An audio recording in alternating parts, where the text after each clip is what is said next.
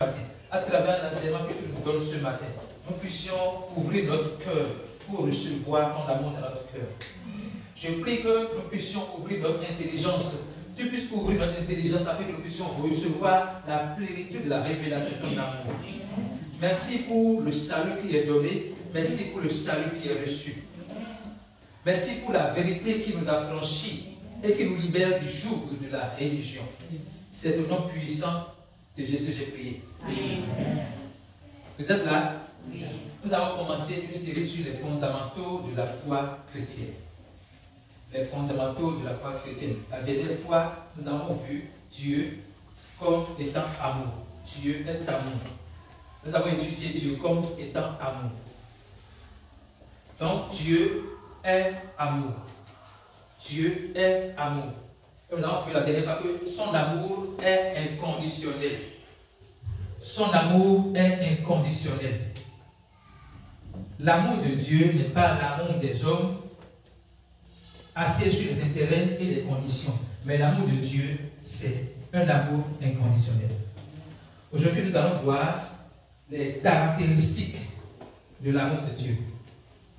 Mais avant, je voudrais que nous sachions que si nous sommes amenés à étudier l'amour de Dieu, la vraie nature de Dieu, c'est parce que dans le corps du Christ, il y a une grande confusion autour de cela. Il y a une confusion autour de l'amour de Dieu. Une confusion autour de la vraie nature de Dieu. Et si nous sommes obligés d'étudier cela pour que le monde comprenne, c'est pour que la conséquence de la confusion sur la nature de Dieu ne soit pas vue dans notre vie.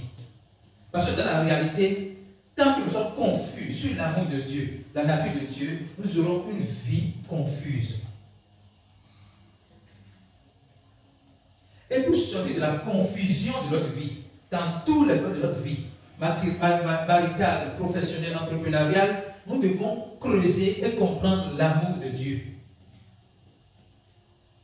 C'est fondamental. Si on ne comprend pas l'amour de Dieu, on ne pourra pas avoir une vie de liberté.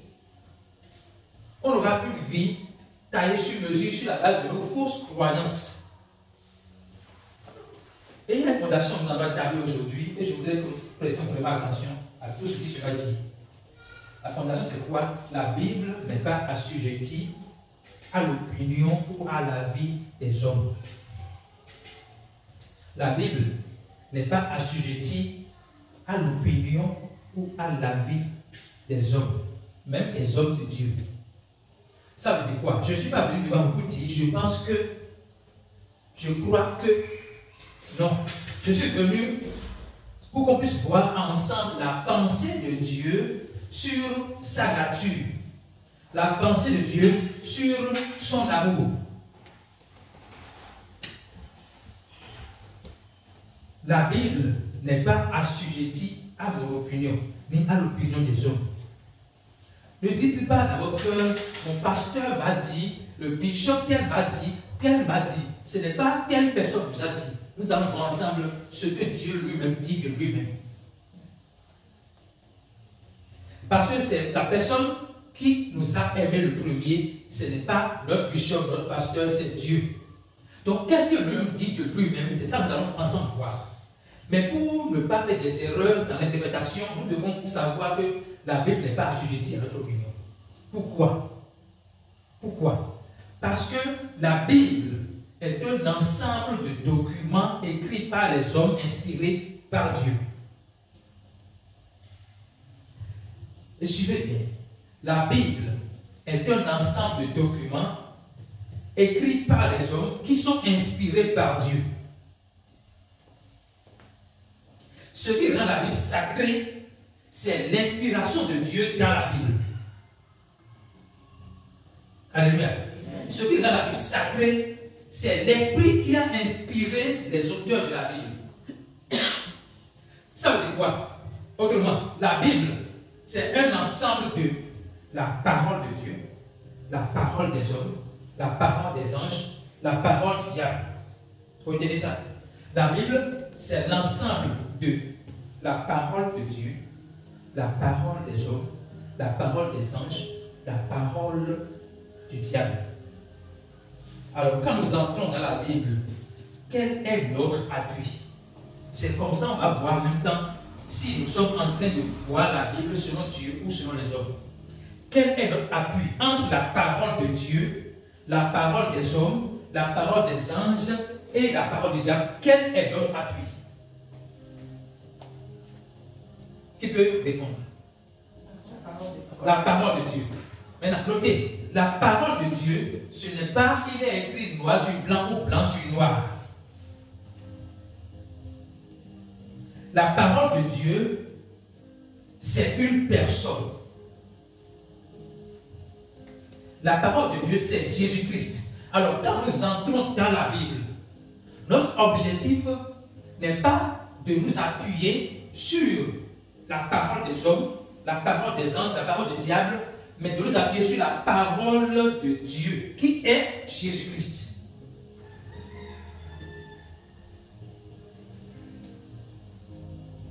La Bible, c'est l'ensemble de la parole de Dieu, parole des hommes, parole des anges, parole du diable. Et notre appui repose sur la parole de Dieu, qui n'est pas l'encre sur une feuille, mais une personne. Quand Jean a dit, au commencement était la parole, il n'était pas de dire, au commencement était l'encre sur une feuille. Au commencement était une personne qui va prendre la forme humaine pour venir nous sauver. Donc, quand nous entendons dans la Bible, notre appui, c'est la parole de Dieu. Autre chose, Paul, pour que nous puissions pouvoir approcher la Bible, l'étudier dans la vérité, il a mis l'accent sur quelque chose de fondamental. Vous connaissez le verset. Il dit, nous sommes établis ministres de la nouvelle alliance, non de la lettre qui tue, mais de l'esprit qui vivifie. Ça veut dire quoi? Dans la Bible, il y a la lettre. Mais il nous dit, attention, quand vous entrez dans la Bible, ne soyez pas focus sur la lettre. Parce que la lettre tue, mais l'esprit vivifie. Je donne un exemple très simple. Dans la Bible, Moïse a dit, œil pour œil, dent pour dent. C'est dans la Bible. Notez ceci, je ne veux pas contredire la Bible. La Bible, il n'y a pas d'erreur dans la Bible. Il n'y a pas de faute dans la Bible. Comprenez ce que j'ai dit. Mais il y a erreur dans notre interprétation de la Bible. Donc, Moïse a dit, œil pour œil, dent pour dent. Et il a dit de sa part ou de la part de Dieu. Selon la Bible, c'est de la part de Dieu qu'il a dit œil pour œil, dent pour dent. D'accord? Maintenant, quand Dieu est venu sur la terre en tant que Jésus, il a dit quoi? Il a fait référence à ça. Il vous a été dit, œil pour œil, dent pour dent. Mais moi, je vous dis, aimez vos ennemis. Alors, quel est le message que Dieu avait communiqué à Moïse? Si on va comprendre ce que Jésus a dit, c'est que il disait à Moïse, faites miséricorde. Mais il ne pouvait pas avoir, il a demandé, les gens ont demandé à Jésus, pourquoi Moïse nous a dit ça? Il a dit, c'est à cause de votre cœur. Il ne pouvait pas, avec le cœur de Pierre, comprendre le concept de la miséricorde. Donc, c'est ce qu'on peut leur dire. Suivez bien.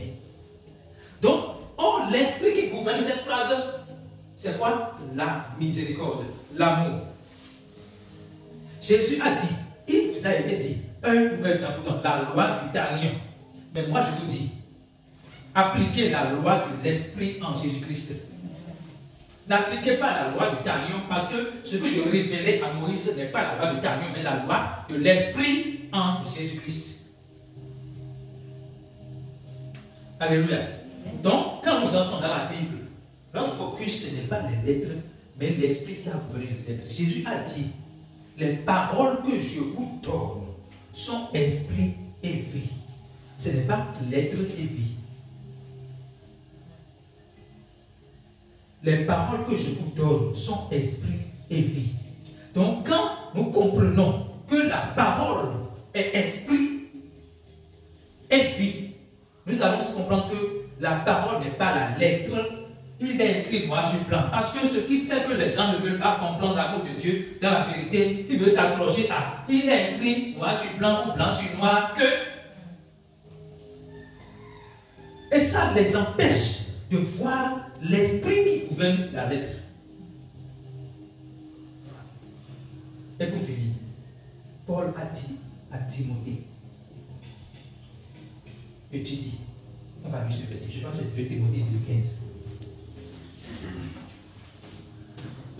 2 Timothée 2,15.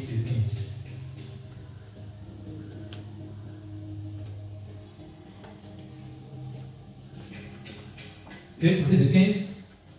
Efforce-toi de te présenter. Est-ce que vous voir la version où il parle des trucs, s'il te plaît? Efforce-toi de te présenter devant Dieu comme un homme éprouvé. Un ouvrier qui n'a point à rougir, qui dispense droitement la parole de vérité. On va trouver la version ça d'étude. Paul, ma version que je veux là, ça montre que Paul demande à Timothée, étudie. Étudie. Étudie pour te présenter approuvé à Dieu. Étudie pour te présenter approuvé à Dieu. Comme un ouvrier qui n'a point à avoir honte, divisant droitement la parole de vérité. Donc, Paul dit à Timothée, tu ne peux pas prêcher, enseigner, sans faire étude. Ce que nous faisons ici, attention, c'est ce qu'on appelle étude biblique. Donc, Paul dit, tu ne peux pas prêcher, enseigner, sans faire d'étude. Mais dans quel but il étudie? Dans quel but il étudie? C'est dit à la fin. Pour diviser droitement la parole de vérité. Alors, quand Paul met l'accent sur l'étude pour diviser droitement la parole de Dieu, qu'est-ce que ça implique? Ça implique qu'il est possible, et c'est d'ailleurs ce que nous voyons dans le corps de Christ, qu'il y ait des hommes de Dieu qui divisent maladroitement la parole de vérité. Or, si la dispensation du message est maladroitement divisée, nous allons créer la confusion dans l'esprit des hommes, des enfants de Dieu, sur le concept de la vraie nature de Dieu. C'est pour cela que Paul insiste en disant étudie. Donc, la Bible n'est pas un document scientifique, littéraire, pour qu'on puisse approcher la vérité de notre intelligence humaine. La Bible est un document spirituel. Donc, il n'y a que l'Esprit de Dieu qui peut nous révéler la profondeur de la parole de Dieu dans la Bible. Alléluia. Donc, pour finir, je vais résumer cette partie. La Bible n'est pas assujettie à l'opinion des hommes, mais la Bible est assujettie à l'opinion de Dieu lui-même. Et ce qui explique la Bible, toute la Bible, la seule personne qui explique toute la Bible, c'est Jésus-Christ. Donc, pour comprendre la nature de Dieu, pour comprendre la vraie nature de Dieu, nous allons chercher à comprendre ensemble. Maintenant, écoute toujours l'œuvre de la croix accomplie par Jésus-Christ. Le centre de la Bible, ce qui fait la Bible, ce qui rend la Bible sacrée, c'est le fait que Jésus-Christ a choisi de mourir pour nos péchés. C'est le fait qu'il a choisi de payer le prix du péché à notre place. Et pour ça, il est mort pour nos péchés. Il a été enseveli et le 3e jour, il est ressuscité. Alléluia. Donc, nous devons savoir que le mot de passe de la Bible, le mot de passe qui nous permet d'expliquer l'amour de Dieu dans la droiture, d'expliquer la vraie nature de Dieu dans la droiture, c'est le sacrifice de Jésus-Christ à la croix pour le salut de l'humanité. Si nous voulons expliquer la Bible en dehors de ça, nous n'allons pas pouvoir expliquer la Bible. Si nous voulons expliquer la Bible en dehors de l'œuvre accomplie de Jésus-Christ à la croix, nous ne pouvons pas expliquer la Bible. Nous allons semer des confusions dans le cœur des croyants. Et Dieu veut qu'aujourd'hui, nous soyons libres de toute confusion. Dieu veut qu'aujourd'hui, nous soyons libres de toute confusion. Et ce qui va faire que dans notre vie maritale, dans notre vie matrimoniale, dans notre vie entrepreneuriale, professionnelle, même dans le ministère que Dieu nous confie, ce qui fera que nous ne serons pas confus, c'est lorsque nous allons comprendre dans la pleine explication de Dieu, l'amour de Dieu pour nous, la vraie nature de Dieu pour nous. Et l'un des messages de ce matin, quand je réfléchissais, c'est que Dieu nous invite à être convaincus de son amour pour nous. Dieu nous invite à être convaincus de son amour pour nous. Ça veut dire quoi? lorsque nous sommes convaincus de son amour, nous savons que telle situation n'est pas venue de lui. Donc, on n'est pas confus sur la question. On sait que cette situation n'est pas venue de lui et on sait ce que Dieu nous a promis. On sait comment en même temps aller à ce que Dieu nous a promis. Alléluia. Amen. Nous allons évoluer. On va voir ce qui définit l'amour de Dieu. Qu'est-ce qui définit l'amour de Dieu? Jean 4, verset 8. Lisons ça.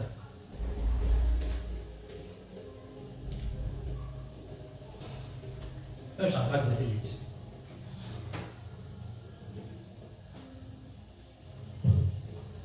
Alléluia. Celui qui n'aime pas ne connaît pas Dieu, car Dieu est amour. Dieu est amour. On veut voir ce qui définit Dieu. Ce qui définit Dieu, c'est son amour. Son amour est sa vraie nature. Son amour est sa vraie identité. Lorsqu'on veut définir Dieu, on ne peut pas le définir en dehors de son amour. Lorsqu'on veut porter quelque chose sur le compte de Dieu, on doit rester à sa définition qui est amour. Alléluia. Je vous sens un peu timide. J'espère que ça ne vous rend pas timide. Ok. Ce qui définit l'amour de Dieu, ce qui définit Dieu, c'est son amour. Maintenant, quel type d'amour Dieu a? L'amour de Dieu n'est pas l'amour des hommes. Ce qui fait de Dieu Dieu, c'est qu'il n'a pas l'amour sentimental, l'amour émotionnel. Son amour n'est pas l'amour qui réagit, mais son amour proagit. Donc il n'y a rien qu'on puisse faire qui peut empêcher Dieu de nous servir. Quels que soient vos péchés, quelles que soient vos erreurs,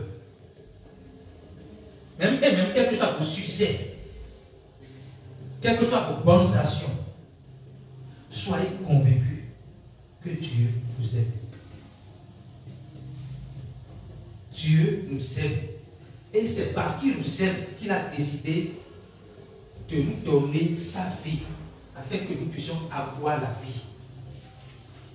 Quand il nous a aimés, il n'a pas demandé à ce qu'on donne notre piété. Il a pris son amour pour avaler notre impiété.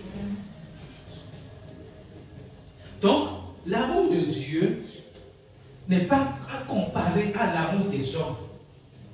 Je vais donner un exemple, mais je ne veux pas qu'on comprenne mal. Je prends le cas de mes enfants.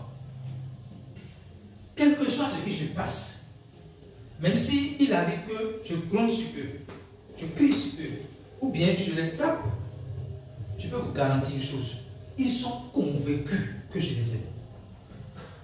Ils n'arrivent pas à dire, parce qu'il m'a frappé, il ne m'aime pas. Pourquoi j'ai dit que je ne vais pas donner ces exemples-là? Pourquoi on ne comprend pas? Dieu ne frappe pas. Dieu ne gronde pas sur ses enfants. Dieu ne crie pas sur nous. Dieu nous châtie par sa parole. Dieu nous corrige. Quand on parle de châtier, c'est corriger. Dieu nous corrige par sa parole. Dans notre erreur, il nous donne une parole pour nous corriger. Mais sa correction, quand on voit sa correction, parfois, ceux qui nous demandent est plus fort que nous. Tu décides de ne pas parler à quelqu'un pendant 1 an. Il te dit, monsieur, va lui dire bonjour. Il ne t'a pas frappé. Mais tellement c'est dur que pour aller là, tu vas faire vraiment un combat dans ton cœur. Mais le jour où tu fais le pas de foi pour aller dire bonjour, tu vas sentir une grande libération. C'est pour dire quoi? Dieu ne nous frappe pas, il ne nous corrige pas. Mais tout ce qu'il nous dit là, on veut que dans ce qu'il nous demande de faire, nous soyons convaincus qu'il nous aime. Que ce n'est pas son amour, ce n'est pas l'amour pour nous qui nous demande de faire ça. Alléluia. On va avancer. J'espère que je ne vais pas trop vite. Alors, est-ce que Dieu était amour dans l'Ancien Testament? Est-ce que Dieu était amour dans l'Ancien Testament? Lisons 2 Corinthiens 3, versets 13 et 15.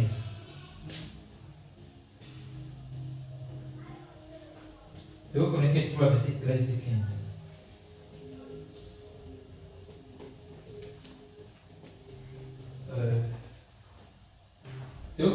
verset 13 et 15. À 15.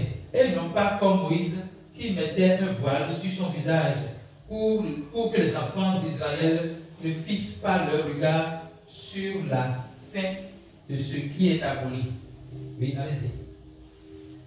Mais leurs intelligences ont été obscurcies, car jusqu'à ce que le même voile demeure sans être levé lors de la lecture de l'Ancien Testament, lequel voile n'est ôté qu'en Christ. Qu'est-ce qu'on a pu dire par là? Encore aujourd'hui, quand on lit Moïse, un voile est jeté sur le cœur. Qu'est-ce qu'on a pu dire par là? Dieu est amour dans l'Ancien Testament. Mais quand on a le voile sur le visage, en lisant, on ne peut pas voir l'amour de Dieu. Je déclare que le voile est désiré vraiment dans notre cerveau, dans notre esprit, dans notre mentalité. Que le voile de la religion, le voile de l'obscurité, des ténèbres est désiré pour que nous puissions voir dans l'Ancien Testament l'amour de Dieu. Et avant que je ne donne notre verset, je voudrais nous rappeler juste ensemble. On connaît l'histoire de Abel et Caïn. D'accord? Caïn a tué Abel. Écoutez, on a dit que Dieu est amour. C'est ce qu'on a dit. Ce n'est pas ce qui est présenté à tout le monde. Mais nous défendons ici que Dieu est amour. Alors, Dieu n'a pas dit, tu as tué Abel, je vais te tuer. Dieu ne s'est pas vengé. Donc quand on parle de Dieu de vengeance, il faut relativiser. Dieu ne s'est pas vengé en disant, comme tu as tué Abel, je vais te tuer. Il n'a pas fait ça. Qu'est-ce qu'il a fait? Il a mis un sceau sur le front de Caïn, afin que personne ne le touche. Il a fait quoi encore? Il a protégé le meurtrier. Quel amour! Il a protégé le meurtrier. C'est sûr que lui-même se condamne. Et puis le discours qu'il a lui-même parle à l'égard de Dieu. On dit, où est ton frère? Est-ce que tu lui as confié cet embêtement? Ou bien on ne se comprend pas. Où est ton frère? Et il demande à Dieu, à Dominum, tu me l'as confié. Alors, c'est-à-dire c'est suffisant que, c'est-à-dire si c'était bon, hein? On va, comment ça? Mais non, Dieu n'a pas regardé à son immoralité. Parce que Dieu, il est amour. Ce n'est pas lié à qui tu as tué. C'est lié à lui, sa nature. Et pas par sa nature, il ne s'est pas occupé de ses égarements. Il a protégé toute personne de Dieu. Donc, c'est la démonstration parfaite de l'amour de Dieu, même dans l'Ancien Testament. On va avancer. Donc, le message ici, comprenons juste que lorsque le voile est sur notre visage, et ce n'est pas sur notre visage, lorsque le voile n'est pas ôté, le voile est déjà ôté par Jésus-Christ. Mais si nous ne laissons pas Jésus-Christ ôter le voile pour notre esprit, nous allons lire l'Ancien Testament, on va jamais voir l'amour de Dieu. Mais je déclare dans Jésus que le voile est ôté et nous allons tous voir l'amour de Dieu dans l'Ancien Testament. On va lire Hébreux 1, verset 1 à 3. Hébreux 1, verset 1 à 3.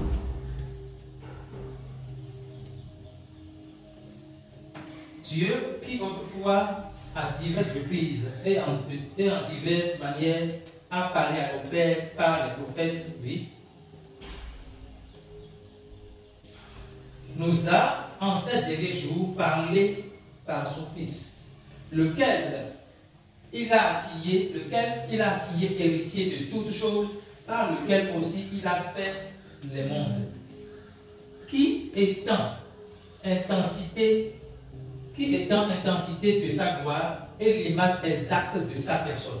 On parle de quelle personne? On parle de qui là? On parle de Jésus-Christ, qui est l'image exacte de la personne de Dieu. Qu'est-ce que ça veut dire? Ça veut dire que avant, Dieu a parlé par les prophètes. Mais maintenant, il parle par lui-même. Il parle de lui-même par lui-même. Donc si par le passé, vous avez lu des choses qui créent une confusion, il dit, je suis là pour parler à propos de moi-même, afin que vous soyez libérés de toute confusion. Alléluia. Et c'est le cœur de Dieu pour chacun de nous. Lisons maintenant Acte 3, verset 22. C'est Moïse qui nous dit quelque chose de fondamental. on peut parler on peut dire que c'est un testament que Moïse a laissé. Jésus a dit, personne n'a jamais vu Dieu, si ce n'est moi qui suis venu du Père. D'accord? Et en même temps, on se dit, mais Moïse a vu Dieu, Moïse a vu Dieu. Nous avons vu la dernière fois que Moïse n'a jamais vu Dieu. Moïse, il y a même un verset, on a lu le verset qui montre que Dieu lui disait, tu ne peux pas me voir, parce que l'homme qui me voit, l'homme ne peut me voir vivre. Donc Moïse n'a jamais vu Dieu. Il a vu peut-être l'ange que Dieu a envoyé, mais il n'a pas vu Dieu. Donc Jésus dit, personne n'a jamais vu Dieu, si ce n'est moi-même. Maintenant Moïse dit au Père, le Seigneur votre Dieu vous suscitera dans vous, dans vos frères, un prophète comme moi. Vous écouterez toutes les choses qu'il vous dira. Donc Moïse est en train de dire par là, ne m'écoutez plus. Ne m'écoutez plus. Écoutez maintenant, écoute toujours Jésus-Christ. Je veux faire une parenthèse là. Jésus n'est pas un prophète comme Moïse. Jésus n'est pas un prophète comme Moïse. C'est Jésus qui a envoyé Moïse comme prophète. Jésus n'est pas un prophète comme Élie. C'est Jésus qui a envoyé Élie comme prophète. Jésus est le Christ. Et c'est la révélation qu'il a voulu que les apôtres aient. Quand il le disait, pour les gens qui disent donc que je suis, le résumé est qu'il est un prophète. Mais là, il dit, pour vous, qui dites que je suis, que je suis, et Pierre dit, tu es le Fils de Christ, le Fils de Dieu. Donc ce que Jésus est réellement, il est le Christ, le Fils de Dieu. Donc, Moïse dit, ne m'écoutez pas, écoutez Jésus-Christ. Ça veut dire quoi? Ce que j'ai dit, ce que vous avez lu à propos dans la Bible là, filtrez cela par Jésus-Christ pour comprendre ce que je disais. On n'a pas compris. Tout ce que j'ai écrit, Genèse, Nombre, Exode, tout ce que j'ai écrit, ne m'écoutez pas. Écoutez plutôt Jésus-Christ. Donc si vous voulez comprendre ce que j'ai écrit, comprenez Jésus-Christ, il va vous expliquer ce que j'ai écrit. Et c'est un peu par là qu'on peut voir l'amour de Dieu dans Genèse, dans Exode, dans Nombre, dans Lévitique. Dans les 5 livres que Moïse a écrits, ce n'est que par Jésus qu'on peut voir l'amour de Dieu. Alléluia. Amen. Maintenant, venons-en aux caractéristiques de l'amour de Dieu. Caractéristiques de l'amour de Dieu. 1 Corinthiens 13, versets 4 à 7. Alléluia. 1 Corinthiens 13, versets 4 à 13. Je vais voir l'amour. Je vais la version pas d'amour. S'il vous plaît. 1 Corinthiens 13, verset 4. Verset 4 à 7. Alléluia. Nous avons vu que dans 1 Jean 4, 8, que Dieu est amour. Et quand nous disons que Dieu est amour, ça veut dire que Dieu égale amour, amour égale Dieu. D'accord? Dieu égale amour, amour égale Dieu. Ça fait un peu amour n'est pas là. Dieu est égal amour, amour égale Dieu. Ça veut dire que lorsqu'on va vouloir le verset, on va essayer de comprendre la pensée de Dieu, la pensée que Dieu communiquait à Paul. Paul disait en introduction, vous pouvez tout faire, vous pouvez vous tuer, vous pouvez donner tout vos biens aux pauvres. Si c'est fait sans amour, c'est que vous ne faites rien. C'est que l'essence de toute chose, l'essence de tout ce que nous faisons, si ce n'est pas avec l'empreinte de l'amour, donc l'amour de Dieu, nous n'avons rien fait. Alléluia. Donc, on voit que Dieu égale amour, amour égale Dieu. Donc ici, nous allons remplacer l'amour par Dieu. Et je veux que vous le lisiez tous. Ensemble, on va lire 1, 2, 3. L'amour est patient. L'amour rend service. Il n'est pas jaloux. Il ne se vante pas. Il ne se gonfle pas d'orgueil. Verset 5. L'amour ne fait rien de honteux. Il ne cherche pas son intérêt. Il ne se met pas en colère. Il ne se souvient pas du mal. Verset 6. Il ne se réjouit pas de l'injustice. Il se réjouit de la vérité. Verset 7. L'amour excuse tout. Il croit tout. Il espère tout. Il supporte tout. On va reprendre, on va remplacer amour par Dieu. Verset 4. On va remplacer amour par Dieu. Hein?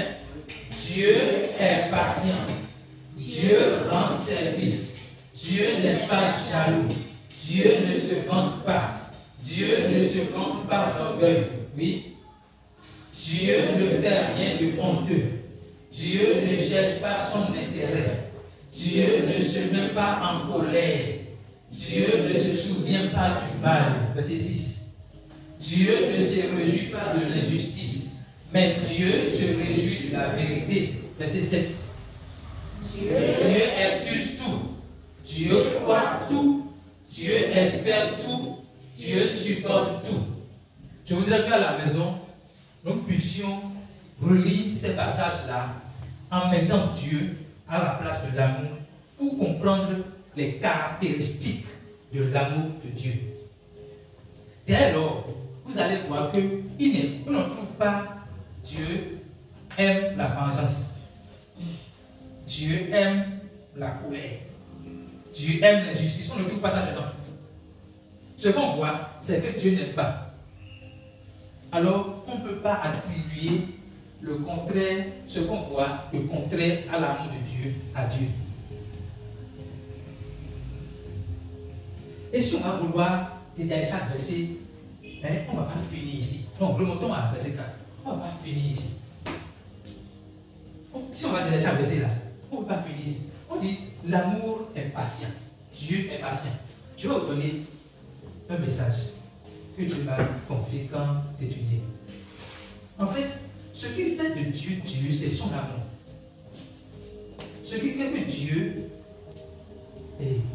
est souverain, puissant, indétrônable, incontournable. Ce qui fait que Dieu n'est pas manipulable. Ce qui fait que Dieu ne peut pas souffrir. Ce qui fait que Dieu ne peut pas connaître d'échec, c'est son amour. Et quand on parle des caractéristiques de l'amour de Dieu, on voit Dieu est patient. Vous savez, je donne un exemple très simple. Je ne parle pas seulement de patience de Dieu. Dieu est patient. Il y a un jour, j'étais confronté à une situation où je manquais réellement de patience. Et il y a un chant qui est venu dans mon cœur. Your love is kind. Your love is patience. Je ne comprends pas en anglais, mais j'ai compris que Dieu, l'amour de Dieu est puissant. Hein? Et l'amour de Dieu est patient. Donc, quand j'ai entendu ce chant en même temps, j'ai compris que Dieu ne veut pas que je laisse l'impatience me dominer pour perdre quelque chose. Donc, rapidement, il m'a ramené sur qui il est et qui est déjà en moi. Qu'est-ce que ça veut dire? Si je manifeste l'impatience au mal là, je vais faire quelque chose de très grand. Et c'est pour l'argent que je le fais. Parce que je serai la personne, c'est une cliente qui est un peu exaspérée, je vois. À un niveau donné, je voulais taper le poche de la table. Alors que monsieur cherchait juste à être bien en confiance. Vous comprenez? Être bien en confiance. Donc, si je tape le poche de la table au moment où je vais être patient, c'est que c'est l'argent que je paie. C'est pour dire quoi? Ce qui fait que Dieu règne, c'est son amour. Et voici les caractéristiques de son amour. Ça veut dire quoi? Pendant que nous lisons ça, si vous voyez que vous avez besoin de quelque chose à manifester davantage dans votre vie, commençons par demander à Dieu, accorde-moi la grâce de manifester ta patience. Accorde-moi la grâce de ne pas être jaloux. Ne parle pas de la vie déjà. Accorde-moi la grâce de ne pas être jaloux. De ne pas me vanter chez moi. Paul a dit quoi? Je peux me glorifier de Dieu, pas de moi. Donc si on va se vanter, on va se vanter de ce que Dieu nous a fait, pas de nous. Donc, tout ce que Dieu nous dit de ne pas faire, Dieu ne fait pas, nous ne le faisons pas.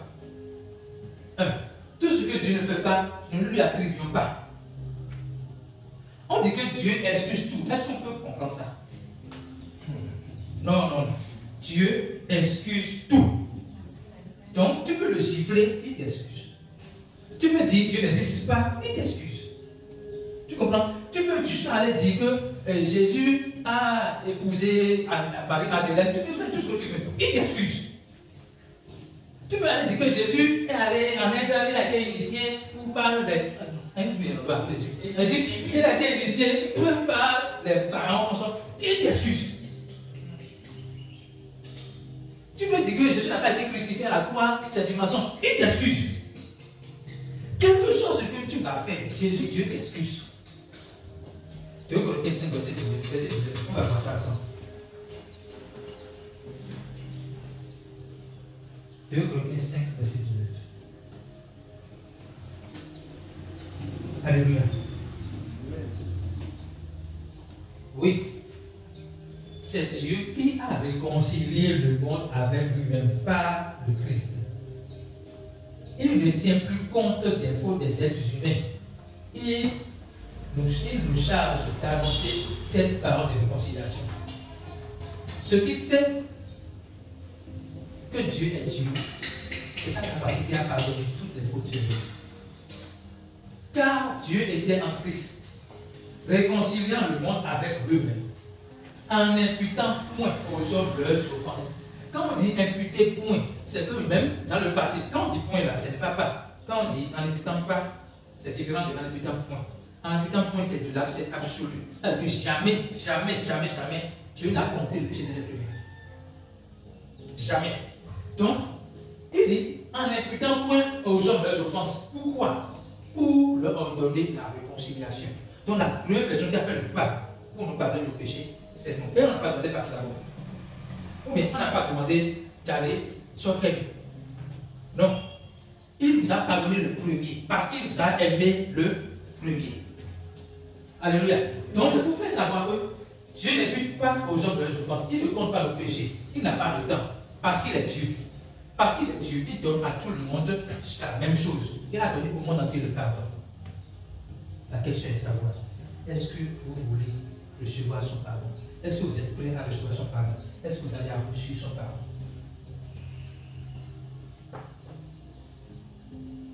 Alléluia. Amen. Je prie le Seigneur que le pardon que Dieu nous a donné gratuitement, nous puissions le saisir gratuitement. Saisir le pardon de Dieu, c'est dire merci à Dieu pour ce qu'il a fait. Saisir le pardon de Dieu, c'est démontrer la reconnaissance à l'égard de l'œuvre qu'il a accomplie à la croix pour l'humanité. Saisir le pardon de Dieu, c'est savoir que par moi-même, je ne peux pas gagner le pardon de Dieu.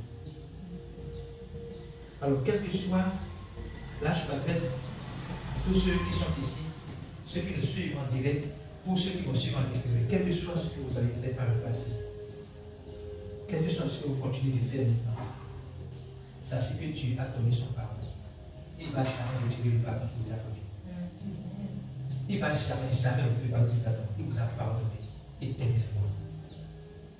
Pas parce que vous méritez, mais parce qu'il est pardon, parce qu'il est pardon. Et son amour pardonne tout. Son amour pardonne tout. Écoutez bien, c'est grâce à cet amour-là que les coupeurs de route deviennent chrétiens. C'est-à-dire, les gens qui ont braqué les banques, qui ont tué les gens, c'est son amour-là qui les ramène à la vérité. Et ils deviennent porteurs du message de l'amour de Dieu, pas de la condamnation, pas de la division. Ils deviennent porteurs de la réconciliation, ambassadeurs de Christ pour la réconciliation. Dieu nous a pardonné nos péchés éternellement. Pas parce que nous méritons, mais parce qu'il est amour. Et son amour ne garde pas rancune. Son amour ne garde pas rancune. Son amour ne garde pas rancune. Peut-être que je parle à quelqu'un. Son amour ne garde pas rancune. C'est dans votre cœur. Vous avez des clés contre des gens. C'est dans votre cœur. Vous avez de l'amertume à l'égard des gens. Je prie le Seigneur de vous faire comprendre son pardon. Parce qu'une chose est de passer le pardon de Dieu. L'autre chose est de comprendre le pardon. Ce qui fera que nous serons vraiment affranchis. C'est que nous comprenons le pardon de Dieu. Et c'est comme s'il y a un logiciel de pardon qui est installé en nous, de manière que personne ne peut nous offenser. Vous comprenez ce que je dis? Tellement nous avons la compassion de l'amour du pardon de Dieu que personne ne peut nous offenser. On pourra dire, comme Jésus à la croix, Père, pardonne-leur, car ils ne savent pas ce qu'ils font. Personne ne pourra nous offenser. Et je prie le Seigneur de nous révéler son amour, son pardon, sa miséricorde, sa grâce.